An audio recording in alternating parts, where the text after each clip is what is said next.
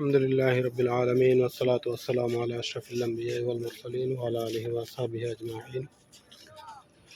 পবিত্র ভূমি মদিনাতুল মুনাওয়ারার হযরত মুহাম্মদ মুস্তাফা সাল্লাল্লাহু আলাইহি ওয়াসাল্লামের রওজার পাশেই জান্নাতুল বাকি, যেখানে হযরত মুহাম্মদ মুস্তাফা সাল্লাল্লাহু আলাইহি ওয়াসাল্লামের সাথে সরাসরি দর্শন, সরাসরি সম্পর্কযুক্ত শত শত হাজার হাজার লক্ষ লক্ষ সাহাবী এই জান্নাতুল বাকিতে শুয়ে আছেন।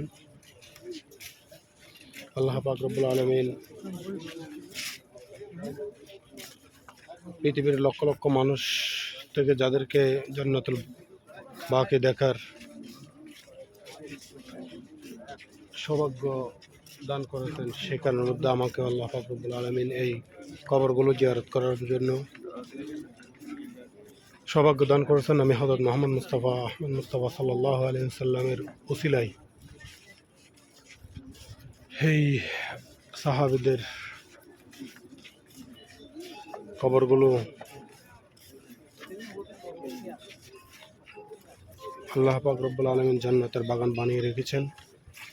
উল্লেখ্য, এই কবরগুলো এই জান্নাতুল বাকি এবং মক্কার জান্নাতুল মুআল্লাক, এই কবরের মধ্যে, এই কবরস্থানের মধ্যে যাদের কবর হয় তাদের কবর আযাব মাফ করে দেন আল্লাহ পাক রব্বুল আলামিন। এখানে কোনো কবর আযাব হয় না।